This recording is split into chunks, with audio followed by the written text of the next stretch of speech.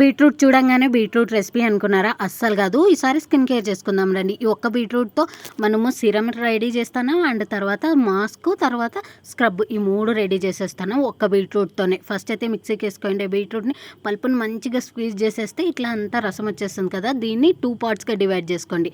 And ఇక్కడ pulp కూడా use అవుతుంది. పల్ప్ అస్సలు పడేయకూడదు. ఇది స్క్రబ్ మాదిరిగా యూజ్ చేస్తున్నాం అనమాట. షుగర్ యాడ్ చేసి పక్కకు పెట్టేయండి. స్క్రబ్ రెడీ అయిపోయింది. తర్వాత అక్కడ మనం ఒక పక్కన ఆల్రెడీ కొంచెం రసం పక్కన పెట్టినాం కదా, అంటే అదే సిరమ్ అనమాట.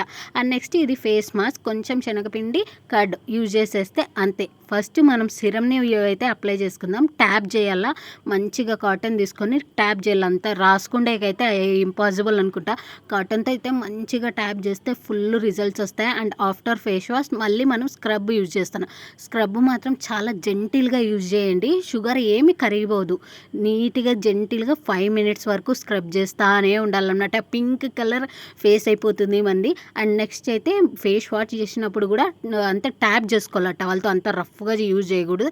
అండ్ మాస్క్, ఫేస్ మాస్క్ అయితే సూపర్ క్రేజీ, అసలు పింక్గా ఉంటాం మనం. అండ్ ఇట్లయితే ఒక 5 నిమిషాలు పెట్టుకున్న తర్వాత మన సిరం ఉంటుంది కదా, అది లిప్స్కి కూడా యూజ్ చేయండి. మంచి పింకిష్ లిప్స్ అయితే.